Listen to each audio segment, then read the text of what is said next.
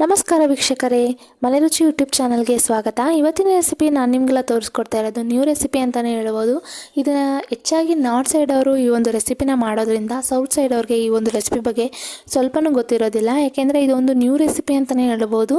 ಹಾಗಾಗಿ ಇದಕ್ಕೆ ನಾನು ಬದನೆಕಾಯಿಂದ ಮಜ್ಜಿಗೆ ಹುಳಿ ಅಂತಲೇ ನಾನೇ ಒಂದು ಹೆಸರನ್ನು ಇಟ್ಟಿದ್ದೀನಿ. ಬನ್ನಿ ಹೇಗೆ ಮಾಡೋದಂತ ತೋರಿಸ್ಕೊಡ್ತೀನಿ. ಮೊದಲಿಗೆ ನಾನಿಲ್ಲಿ ಬದನೆಕಾಯಿನ ತೊಗೊಂಡಿದ್ದೀನಿ ರೌಂಡ್ ಕಟ್ ಮಾಡಿಕೊಂಡು. ಅದಾದಮೇಲೆ ಒಂದು ಕಡಾಯಿಗೆ ಸಾಸಿವೆ, ಜೀರಿಗೆ ಹಾಗೂ ಇಂಗನ್ನು ಕೂಡ ಸೇರಿಸ್ಕೊಂಡಿದ್ದೀನಿ.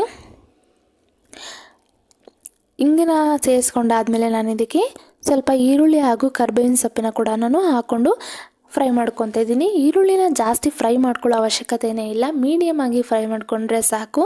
ಅದಾದಮೇಲೆ ನೀವು ತಕ್ಷಣವೇ ನೀವು ಬದನೆಕಾಯಿನ ಕೂಡ ಹಾಕ್ಕೊಂಡು ಅದನ್ನು ಈರುಳ್ಳಿಯೊಂದಿಗೆ ನೀವು ಫ್ರೈ ಮಾಡ್ಕೊಳ್ಬೋದು.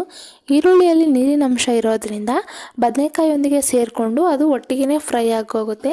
ಆವಾಗ ಇನ್ನೂ ತುಂಬಾ ರುಚಿ ಕೊಡುತ್ತೆ ಬದನೆಕಾಯಿ ತಿನ್ನೋದ್ರಿಂದ. ಹೀಗಾಗಿ ಸ್ವಲ್ಪನೇ ಈರುಳ್ಳಿನ ಫ್ರೈ ಮಾಡಿಕೊಂಡು ತಕ್ಷಣ ನೀವು ಬದನೆಕಾಯಿನ ಹಾಕ್ಕೊಂಡು ಅದಾದಮೇಲೆ ಚೆನ್ನಾಗಿ ಇದನ್ನು ಫ್ರೈ ಮಾಡ್ಕೊಳ್ಳಿ. ಈ ಥರ ಫ್ರೈ ಮಾಡ್ಕೊಂಡಾದಮೇಲೆ ನಾನು ಇದನ್ನು ಒಂದು 5 ಮಿನಿಟ್ಸ್ ಆದರೂ ಈ ಥರ ಫ್ರೈ ಮಾಡಿಕೊಂಡು ಅದಾದಮೇಲೆ ನಾನು ಖಾರದ ಪುಡಿ, ಧನಿಯಾ ಪುಡಿ ಹಾಗೂ ಸ್ವಲ್ಪ ಉಪ್ಪು ಮತ್ತು ಅರಿಶಿನ ಕೂಡ ಹಾಕ್ಕೊಂಡು ಇದನ್ನು ಇನ್ನೂ ಚೆನ್ನಾಗಿ ಫ್ರೈ ಮಾಡ್ಕೊತಾ ಇದ್ದೀನಿ. ಉಪ್ಪನ್ನ ನೋಡ್ಕೊಂಡು ಹಾಕ್ಕೊಳ್ಳಿ. ಇದಾದಮೇಲೆ ಈ ಥರ ಚೆನ್ನಾಗಿ ಫ್ರೈ ಮಾಡ್ಕೊಬೇಕಾಗತ್ತೆ. ಒಂದು 10 ಮಿನಿಟ್ಸ್ ಆದರೂ ಈ ಥರ ಚೆನ್ನಾಗಿ ಫ್ರೈ ಮಾಡಿಕೊಂಡು ಲಿಡ್ನ ಕ್ಲೋಸ್ ಮಾಡಿಕೊಂಡು ಅದು ಬೇಯಬೇಕಾಗುತ್ತೆ ಸ್ವಲ್ಪ ಚೆನ್ನಾಗಿ. ತುಂಬಾ ರುಚಿಯಾಗಿ ಬರುತ್ತೆ. ಸಿಂಪಲ್ಲಾಗಿ ಮಾಡ್ಕೊಂಬಿಡ್ಬೋದು. ನಾರ್ತ್ ಸೈಡಲ್ಲಿ ಇದನ್ನು ಸೈಡ್ ಡಿಶ್ಶಾಗಿ ಕೂಡ ಬಳಸ್ತಾರೆ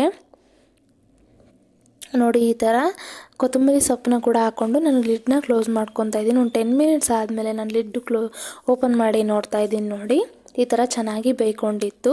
ನಾನಿವಾಗ ಇದಕ್ಕೆ ಮೇಯ್ನ್ ಏನಪ್ಪ ಅಂದರೆ ಮೊಸರು, ಗಟ್ಟಿ ಮೊಸರನ್ನ ಹಾಕ್ಕೊತಾ ಇದ್ದೀನಿ. ಇದೇ ತುಂಬಾ ಟೇಸ್ಟ್ ಕೊಡುವಂಥದ್ದು ಹಾಗೂ ಇದೇ ಮೇಯ್ನ್ ರೆಸಿಪಿ ಅಂತಲೇ ಹೇಳ್ಬೋದು.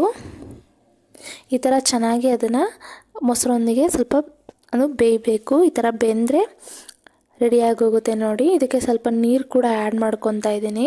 ಅಂದರೆ ನೀರು ಅಂದರೆ ಸ್ವಲ್ಪನೇ ನೀರು ಹಾಕ್ಕೊಬೇಕು, ನೀವು ಜಾಸ್ತಿ ನೀರು ಹಾಕ್ಕೊಳಕ್ಕೆ ಹೋಗ್ಬೇಡಿ. ಒಂದು ಸ್ವಲ್ಪ ಹಾಕ್ಕೊಂಡ್ರೆ ಸಾಕು. ಈ ಥರ ಹಾಕ್ಕೊಂಡ್ರೆ ರೆಡಿಯಾಗಿಬಿಡುತ್ತೆ. ಬದನೆಕಾಯಿಂದ ಮೊಸರು ಬಜ್ಜಿ ಅಂತಲೇ ಕರಿಬೋದು, ಆರ್ ಮಜ್ಜಿಗೆ ಹುಳಿ ಅಂತನಾದರೂ ನೀವು ಕರಿಬೋದು.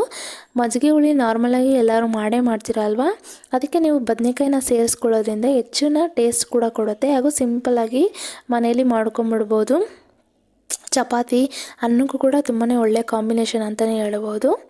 ಸಿಂಪಲ್ಲಾಗಿ ನೀವು ಮನೆಯಲ್ಲಿ ರೆಡಿ ಮಾಡಿಕೊಂಡ್ರೆ ಈ ಒಂದು ನಾರ್ತ್ ಸೈಡಲ್ಲಿ ರೆಡಿ ಆಗುವಂತಹ ದಹಿ ಬೆಂಗನ್ ರೆಸಿಪಿ ರೆಡಿ ಆಗೋಗ್ಬಿಡುತ್ತೆ. ನೋಡಿದ್ರಲ್ಲ, ಯಾರಿಗೆಲ್ಲ ಈ ವಿಡಿಯೋ ಇಷ್ಟ ಆಗಿದೆ ಪ್ಲೀಸ್ ಲೈಕ್ ಮಾಡಿ, ಶೇರ್ ಮಾಡಿ ಹಾಗೂ ಮನೇಲಿ ಒಮ್ಮೆ ಟ್ರೈ ಮಾಡಿದರೆ ಕಮೆಂಟ್ ಮಾಡೋದನ್ನ ಮರಿಬೇಡಿ.